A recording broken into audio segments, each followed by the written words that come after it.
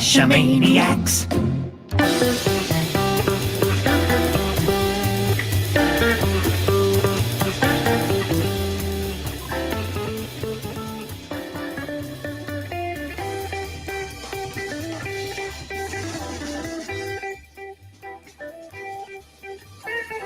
Geo Gearheads. Welcome back to the Geo Gearheads. This is episode 503, and we're back with the usual crew, Chris of the Northwest, and myself, Darryl W4. That's right. Aren't 503s zip-up blue jeans? Zip-up Levi's? I believe you are correct, Yep. but I'm not 100% sure because I'm not Why do I know that? a Levi guy. Useless facts I have in my head. Maybe You now know- I've cleared out space for something else. We all have such amazing useless facts about something. Mhm. I got into a 10-minute discussion with one of my new team members today on a total tangent talking about steam locomotives and boilers. Yeah, that's not a tangent for you. Well, in my normal day-to-day life, yes, it is. Okay, day to day, I'll give you that. Yeah. But I can't even remember what tripped it up, but it was something, it was actually relevant to the conversation we were having, which was not, it was a location talking about New Buffalo, Michigan, because he's going to be spending Memorial Weekend in New Buffalo, Michigan. Now, is that just north of Old Buffalo? No. No. No, Old Buffalo fell into Lake Michigan. Oh, oops. So there is no Old Buffalo. No, but it used to be a big railroad town. And now it's a big tourist town with big expensive houses and yachts and that kind of stuff. So interesting And they're all, transformation. They're all train themed houses and yachts? No, but there is a train museum, but it was one of the big west side of Michigan rail terminuses. So, had a big roundhouse. They had a lot of stuff in the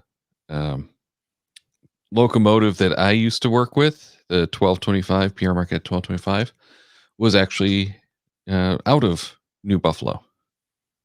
So that's why I knew that town, because, I used to be on the board of directors for the group that maintained and ran the PR Market 1225. Nice. So it's kind of one of those going from a very dirty working class working town to all of a sudden it's now this expensive getaway is just amazing. Yeah, as we see with a lot of other cities, but That's right. Silly me. I just talked with a coworker about dim sum. Nothing to do about trains or Old Buffaloes. and there's Well, so I many don't good know. jokes to be made about that. Who knows what's in dim sum? Okay. And we are starting off with truly random topics tonight Well, it is a randomize. for our next randomized show. Yeah. Which is Yeah. I. yeah, but I'm not sure how we actually pronounce that. It's like Kikski? Oh, CII. I'm sorry, I put 3 I's in there. There's only 2. Oh yeah, there's only 2. seeing Yeah. double. It's only just it's only 112. Not 113 yet. 112. Kixie. I think we should pronounce it Kixie. Kixie? Mhm. Okay, that works for me. So it's randomized Kixie. So let's Kixie this off with the announcement for the Reach the Peak leaderboard scoring for the next round, which resets on September 6th. So noon UTC Monday, which is Labor Day here in the US, it's going to reset to 0, and you have to get 325 points to earn the Vincent, whatever. Vincent, okay, base camp. And you have to have 4,892 points to earn the Vincent Summit souvenir. Which is so many more than you had to earn for the last one. Yeah, it was like 3,800. No, it was 48. It was like 4838 or something. Oh, was it? Oh. I should have grabbed that info too. Maybe it was 46. I can't remember. I look at this and go, it's one find more if if the Yeah, math it's is not wrong. as big a difference as I was expecting. No. Yeah, I Well, thought it was going to be more. and early on, I don't think they're going to be big changes. No, but it is going to get progressively worse, I'm assuming, or better, depending on how you look at it. So the new scoring is 600 points for a found a cache with 10 plus favorite points. Now, that was the multi-cache before that earned you the 600. Mm-hmm. The found an earth cache is 500. That was a mystery cache previously. We have found an earth lab cache. How about That's an adventure lab? adventure lab, sorry. I'm reading the wrong Here line. on Earth, though. You can't find them out in space. Oh. Only here on Earth. Yeah. Anyways, adventure lab cache. I wonder if you could do an adventure lab in space. Why not? Yeah. I mean, you have to have the geolocation, but Right. the altitude doesn't seem to matter. Anyway, so 450 points for the adventure lab, which was 350. So you're getting 100 points more per stage.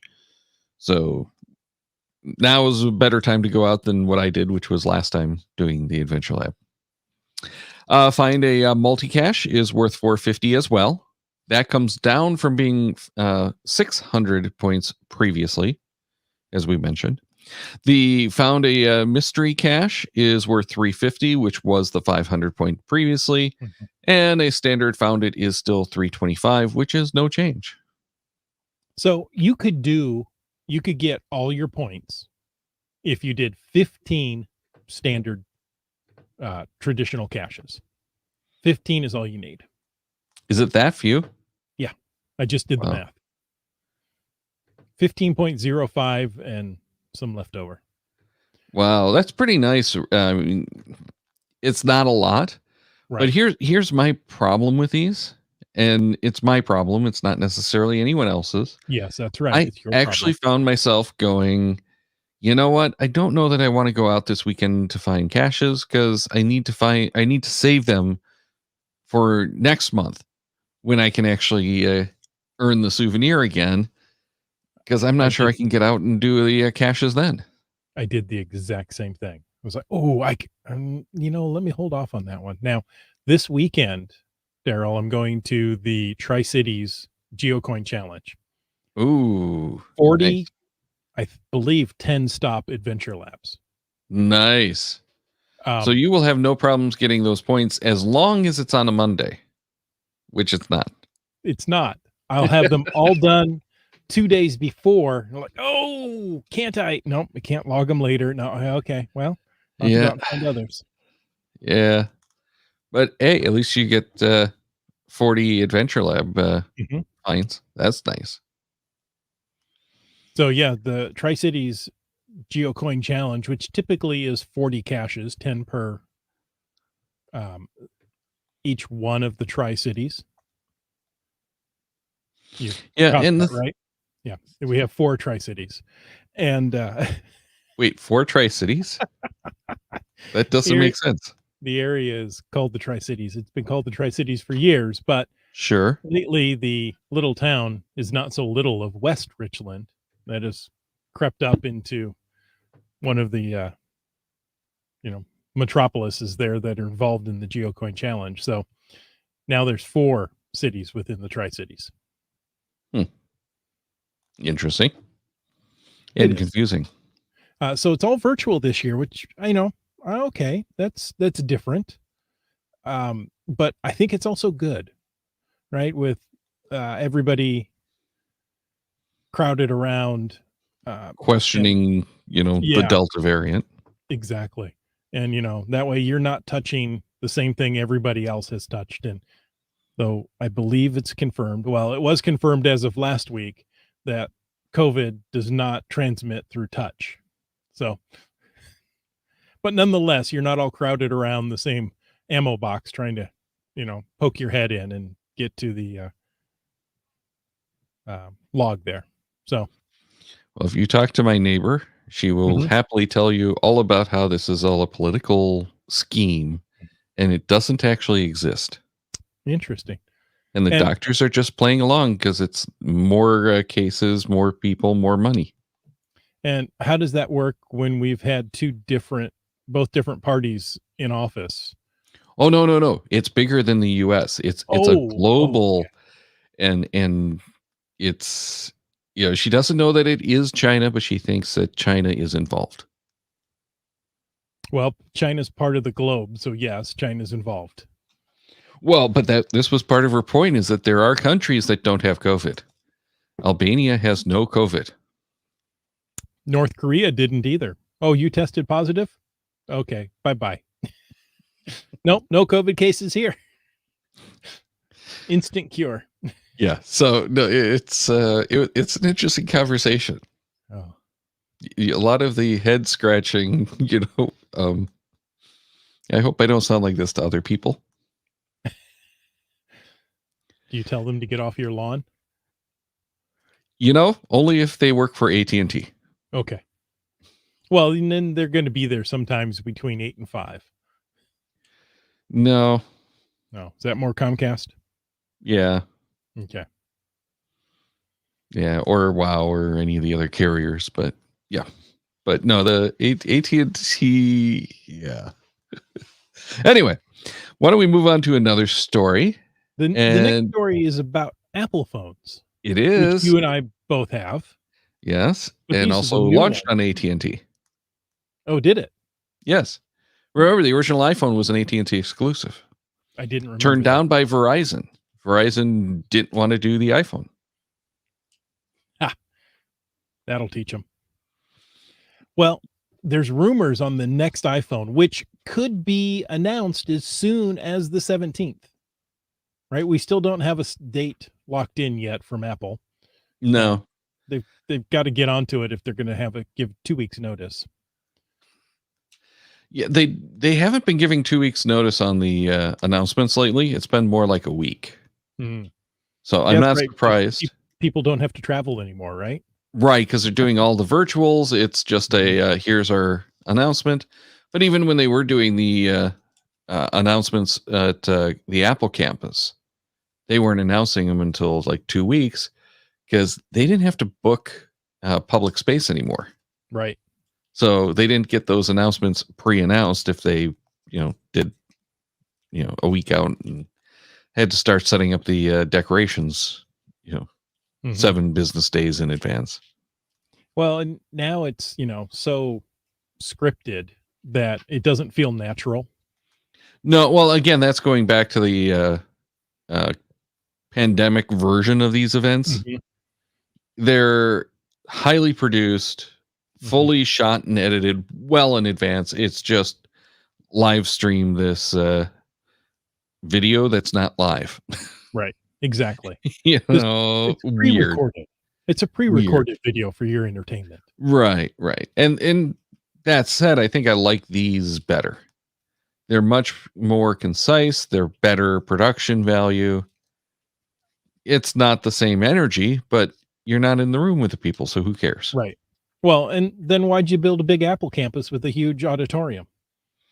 Well, because you need someplace for the spaceship. Mm-hmm. And to test the cars. No, they're doing that in that other city that's, the former government test place. Oh, Groom Lake. Gotcha.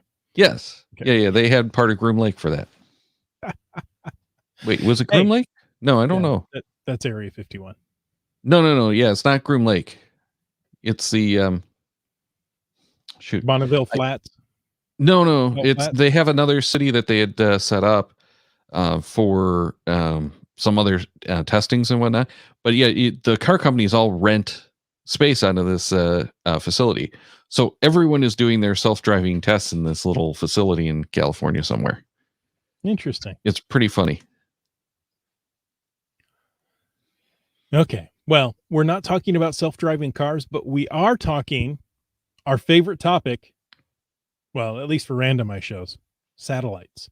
It's rumored that satellite features for future iPhones are reserved for emergency uses only, according to Bloomberg. A few days ago, a report by a well-known analyst said the next iPhones will come with support for low Earth orbit satellites. That's LEO, and that's not law enforcement officers. That's low Earth orbit for calls and messages.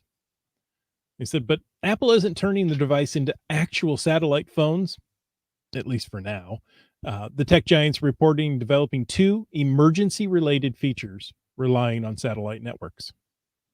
And this has got a lot of hay and a lot of people talking about whether this particular chipset that they're modifying, because it is a Qualcomm standard chipset that they're having modified, is for this or for a new mesh 5G network kind of thing. So this is the one that got my attention and why I'm actually interested in this, because this whole thing is going to get very, very interesting. Yes, it is. I'll let you continue, but I think thank you. us geocachers who are not on the iPhone will very likely switch to the iPhone if this is actually true. So the first one, you will have a new protocol when you go to send a message that, you have on the iPhone, you have iMessage, you have SMS. You'll have another one, which is codenamed Stewie, which I thought was fun, but it's emergency message via satellite. And it's going to allow you to send text emergency services, to text to emergency services when there's no signal. Is that a satellite beacon or not? No, it's not quite a beacon. No, you're right. And it's doing the low Earth orbit. So it should be a little bit more responsive. But, this is all hypothetical at this point, so we don't really know. But yeah, so you can send messages to people when there's no cell service. Interesting, right? Well, Yeah. emergency messages. You're going to be able to contact your emergency contacts with a very short message. So, and the recipients, I assume iPhone recipients, will get a notification even if their phone is on Do Not Disturb. So they say eventually the feature could handle phone calls as well. So they're also working on a second satellite feature that will allow users to report crisis situations like plane crashes or fires. So the system will give away the user's medical data, so people know what they look like, and their exact location. Well, and this is the one that's going to be used for like the search and rescue stuff. Exactly. Kendall says, so the first message will be in the self-check at Walmart. Just say it. Yeah, exactly. I'm not sure it's going to work well from inside the building. Well, it's using satellites. Who knows? Who knows? Yeah, it depends on the wavelength. Yeah, if you have to have direct line of sight. But, up here in the Northwest, we have a lot of skiers that carry those satellite communicators for just such a purpose, right? You're on the top of the hill, there's no signal, or God forbid you're in an avalanche and you can, get your phone up through the snow and send a message. Yeah, but this is intriguing because I don't gather from what they've told us in these rumors, and it's all rumors. Right. I would be very, very surprised if this actually hits. Let me say that right now. This seems too big to come to play. Right? I mean, there's got to be a fee for it. This is not something that Apple's going to offer for free because satellite communications are not cheap and they're not easy. Well, but it is low Earth orbit, which is not as costly.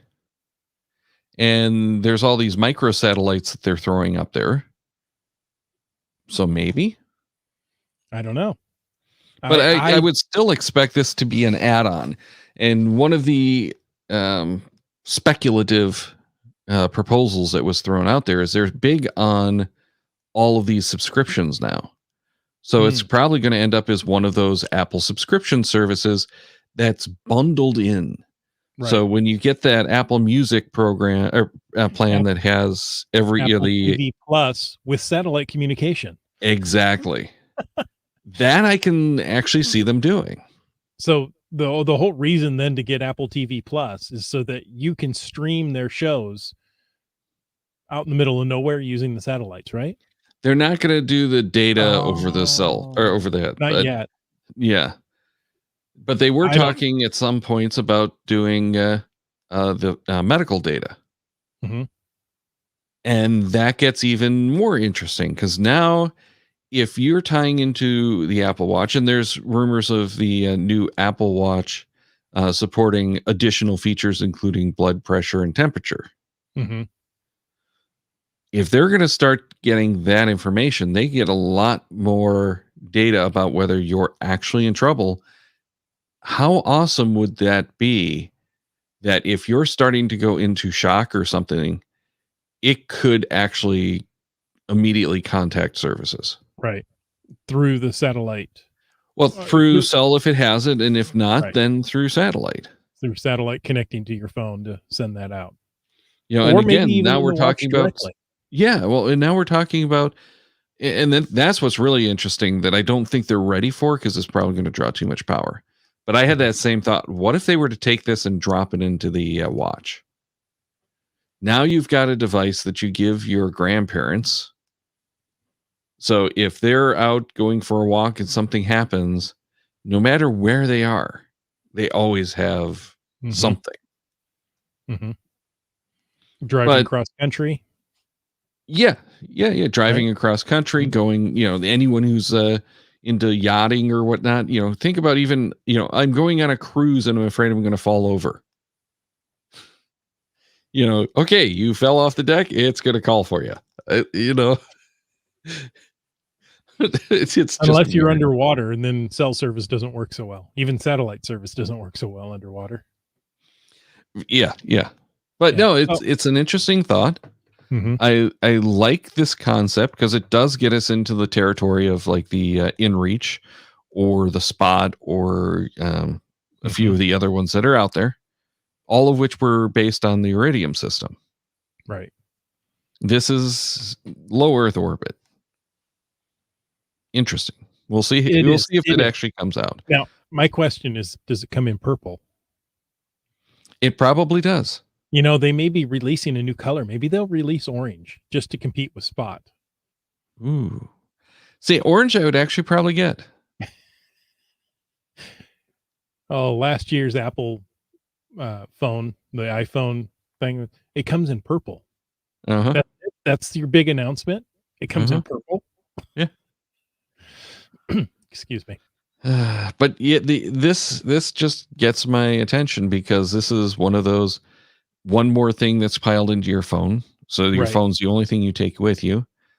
But one of the things I like about having the beacon, which I don't have, but one of the things I like about having the beacon is it's not that one device.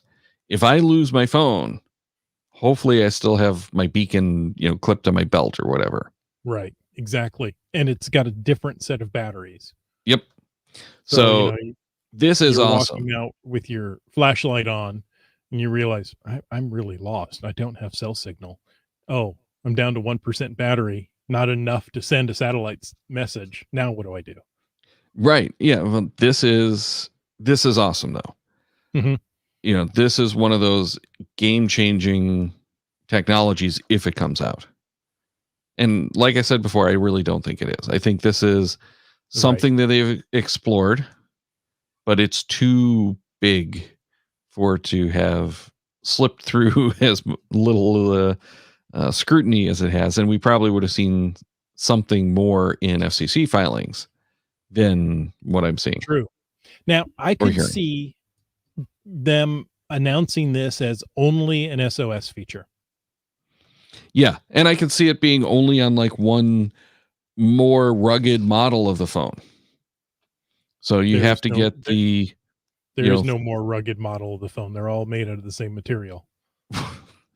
Well, no, I could see a new version of the phone that's, improved waterproofing and this might be that phone that doesn't have any ports that they've been looking to make.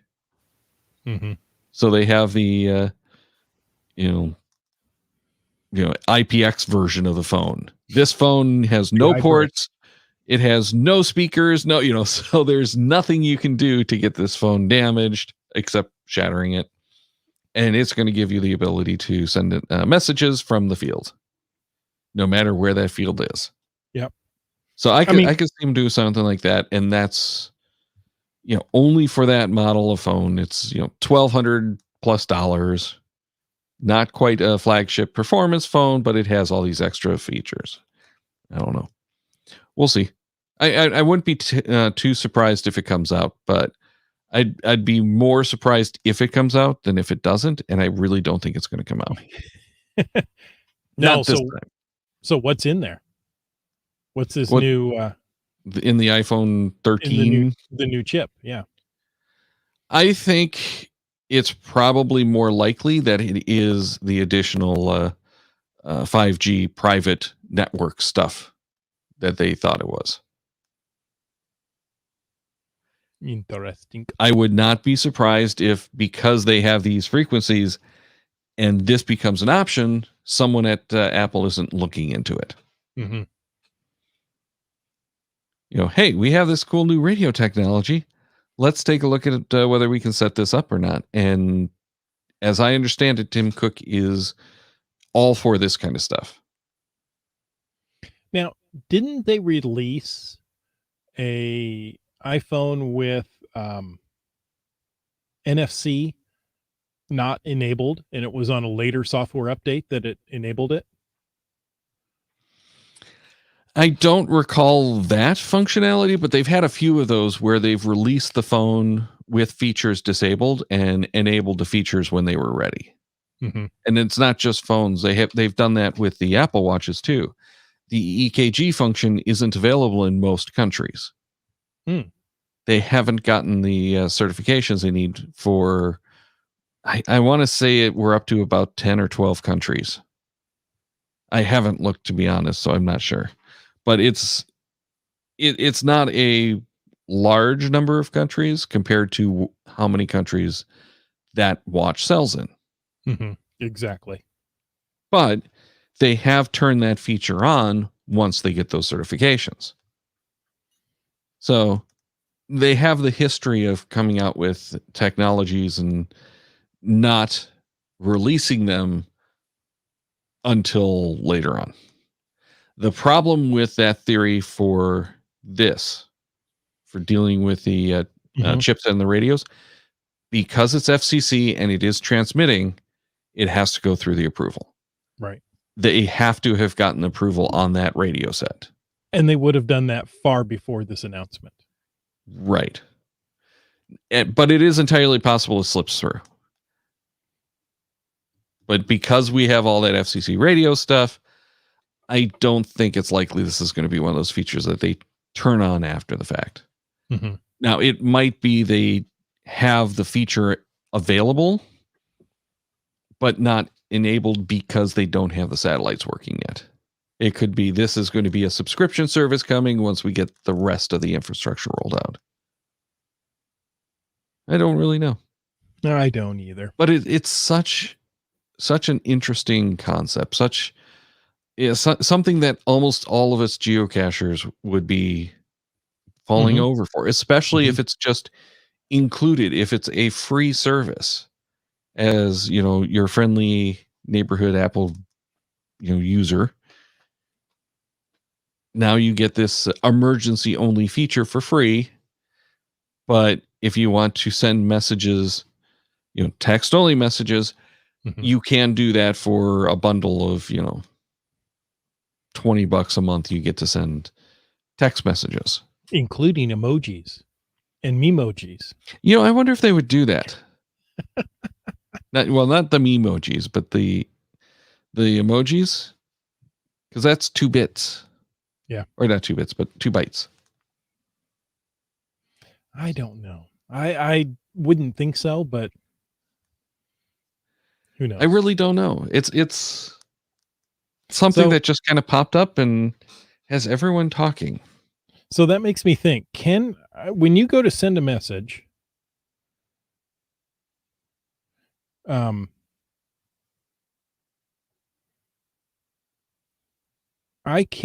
do you send it as SMS over iMessage?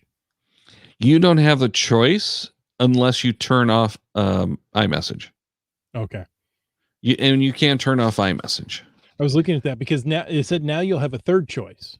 If you have no data service but do have cell service, it will give you the option, or if it fails to send data, it will give you the option. Mhm. So quite frankly, when I'm at a mega event, I will get that option: message failed to send. Would you like to send as text? Yeah. Although I think at this point it does that automatically. I'm at a customer where, I have Wi-Fi in the building, but absolutely no cell signal. So I can't send, to non-Apple people texts, right? I can't send text to people who are not on an iPhone. Well, if you have iMessage will the go over Wi-Fi calling, mine, at least with T-Mobile, will allow me to send the text over the Wi-Fi calling. I think I turned that off. I'm going to have to go see if I that'll work. turn that off every so often, because if the Wi-Fi isn't good, my calls aren't good. Mm-hmm. And it doesn't adjust to the network as well with the Wi-Fi calling as it does over 4G. Okay, so I turned it on. We'll see what happens. I'll give a report. Inquiring minds want to know. Yes. You know what else they want to know? No. Oh. I'm not that inquiring, apparently. Barely not. But we do have another satellite story because we must. Well, this is a randomized show. Satellite stories are mandatory. They are mandatory. We have to talk about it. So the headline of this article is, with SV08, 3 GPS-3 satellites are ready for launch. So the U.S. Space Force Systems Command recently declared GPS-3 satellites SV6, 7, and 8 as available for launch. So they're all sitting there waiting to be launched, but not going anywhere. And they're not even at any of the launch facilities. They're still at the facility in Waterton, Colorado. So they're sitting there with their thumb out saying, anybody want to give me a ride? Yeah. It's like, where's my ride? I need to get to the launch pad. So that these are going to have to go through, I think, like 3 months of preparatory work before they can even launch. I think that's what we were looking at with the other ones. It might be faster. I don't really know. Packaged and ready to go on whatever vehicle. Right. Well, and they're doing them off of SpaceX, I believe, now. Right. Well, and yeah, whatever vehicle. Do they need a heavy? Do they need a regular? What's going up? And, can we put this on it? Yeah. No, but I think it is SpaceX launches, because the last satellite, last GPS-3, we could actually watch the SpaceX. Mm-hmm. So they may be switching them around, but I think it's all SpaceX for the remainder of this launch. And the earlier story was they weren't going to rush. They were pushing back the schedule a little bit because they don't have any imminent danger of losing any of the current satellites. Mm-hmm. So these are all basically hot spares, cold spares. Now, but they're hot for space. If Amazon was doing this, it would be in space within 2 days. Well, or overnight. Okay. They're really shooting for overnight. Yeah. At least before the pandemic. Now they're just, shooting to have it on your doorstep sometime. Doesn't matter when. Well, I can talk a little bit about SpaceX. I have a cousin who produces bellows. This is a small one that didn't meet spec, so he gave it to me. But there are some that are nearly 6 feet in diameter. And when you see a bellows, you think, oh, I remember that from the Bugs Bunny and the Wile E. Coyote cartoons, right? That's what you push down and air comes out the point and gets the fire hotter. There were those. Well, a bellows is any flexible material. So in space travel, you have intense cold and intense heat. So they put these in between pipe joints so that as they heat and cool, they can flex and expand without breaking the seal. Oh, very cool. That makes a lot of sense. Yeah. I mean, so, you go from, pumping super cooled liquid through them to launching them up, encountering all the friction of launch where incredible heats come into play. So there you go. Just I thought you may want to know that. Yeah, no, that's very cool, and kind of applies to the hot and cold thing that I was just going after. So I'm disappointed because that was actually kind of on topic. Oh, sorry. You'll have to try harder next time. But getting back to the launch, Let's these talk are about rabbit scheduled for launch in 2022. Mm-hmm. That, we don't know, according to this article, at least when they're scheduled for launch, but it's 2022. There are 31 GPS satellites currently operational in orbit, and the big thing, of course, with the GPS 3 is that L5. That's the one that gives us the better improved signal strength. Well, not necessarily signal strength, but improved accuracy and better building penetration. Mm-hmm. So are they going to launch these and replace satellites before they fail? Since, the GPS 2 satellites are 20 years beyond their lifespan? Yeah, I think they're all in good shape, and they've been launching the 2Fs. Mm-hmm. So there's a dozen of the 2Fs already up in there, up in the constellation. So there's no rush to get them out there, but they are launching these. They have to certify them, move them, into the right orbit, and then they'll decommission the twos. I believe are the plan. Twos go away. But yeah, they've been up there forever. Yeah. It seems like, do you know how many caches I found on those satellites? A lot. I don't. Oh, I don't either. And you probably don't either, because who knows which satellite you're currently on to find the cache. And you still need to have at least 3 satellites. Yes, in theory 3. If you have 3, you do not have. No, I was going to say. Yes, in theory, that's all you need is 3. But in practice, you need 5 to 7. Yeah. Well, you need 4, I believe, if you're going to get altitude. Mm-hmm. But in practice, that doesn't work. Right.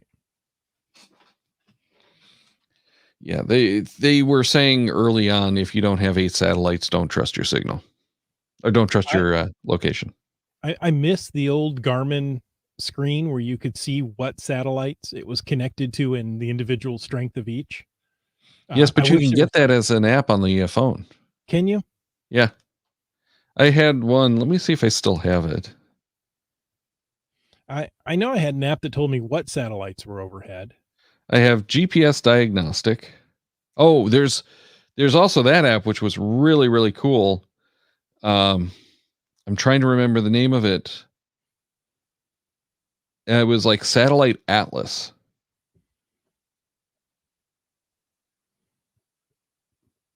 Yeah, I don't have that currently loaded. All right, so the one that I have doesn't give me the information that I was hoping for. This one just says, is my location on GPS or whatnot, and it says that I'm connected to 5 or to at least 4 satellites. And it doesn't know what direction I'm moving. You're not. Oh, it just told me I'm stationary. Okay, good. Whew. Real-time updates from Darryl W4.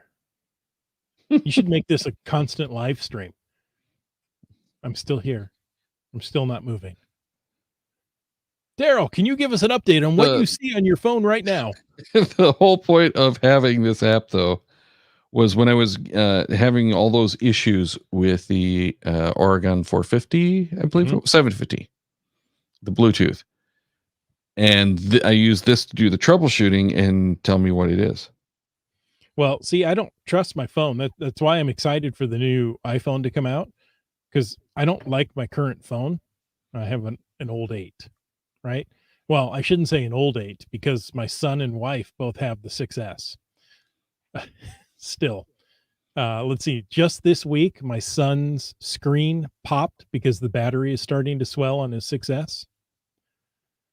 and my wife's phone won't hold a charge for more than like 4 hours. So they both desperately need phones, and it's just been in the last couple of months that it's gotten worse and worse.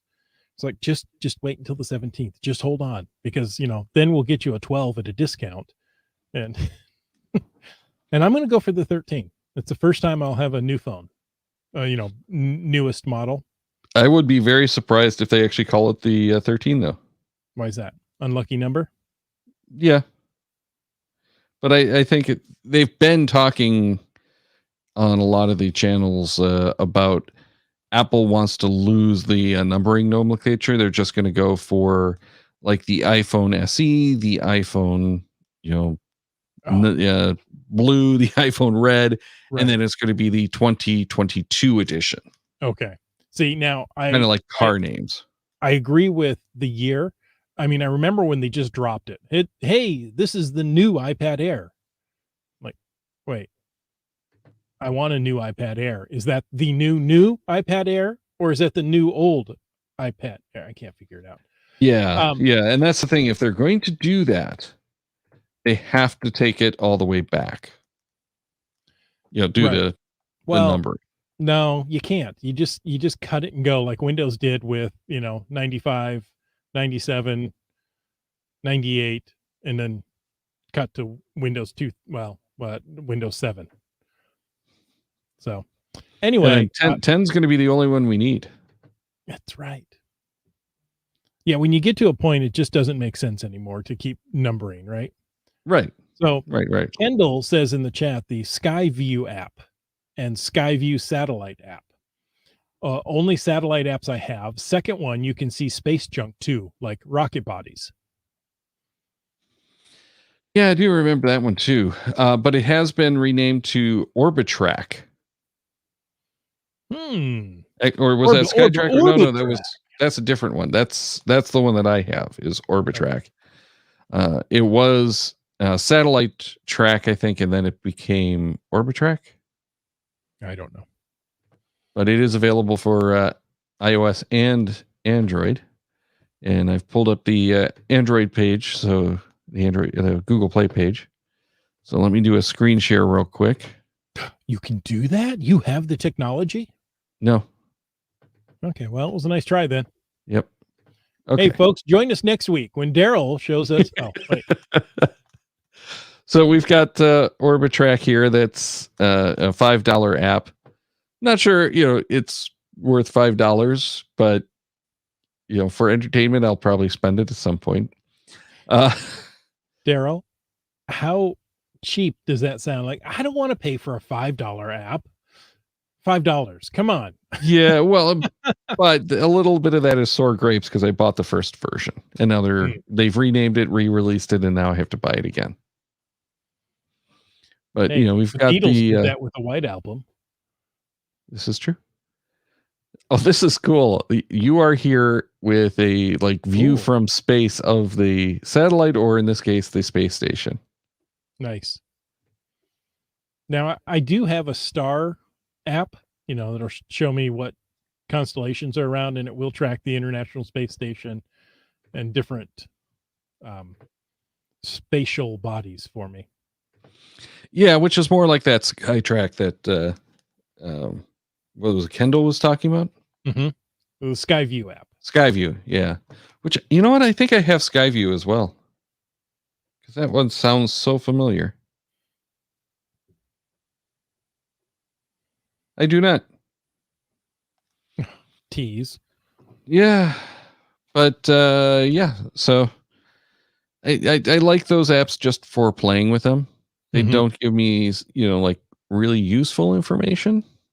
But it's cool to play with them. And, I do know people who have gone, hey, what is that funny object in the sky? Let me pull up the app and check. That's right. Is it a star? Is it no, it's not a star because it's moving too quick. Okay. Good for you. You're a lot more versed in how this works than I am. One I've downloaded in the past is Spy Me Sat, which will tell you what satellite's directly above you. That has such a nasty sound to it. Yeah, it does.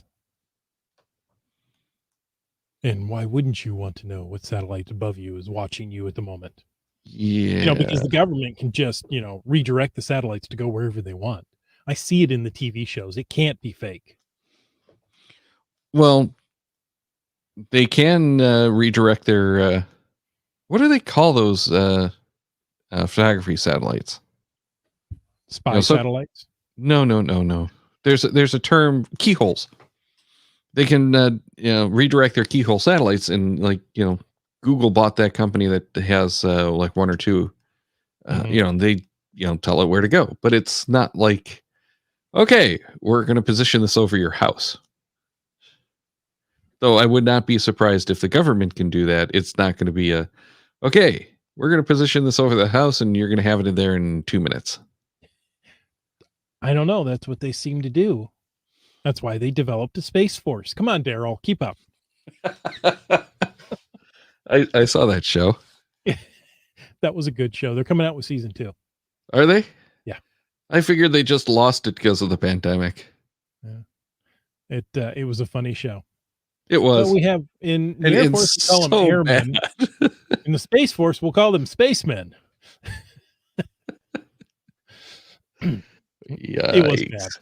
It was so bad, but so funny at the same time. Steve Carell. He can make anything funny, it seems. But he's done some serious work as well. Hey, that's completely off topic. We've gone long enough, Darryl. Let's close the show. I think we better, because we're going to get into some trouble. Oh, it's going to get worse from here.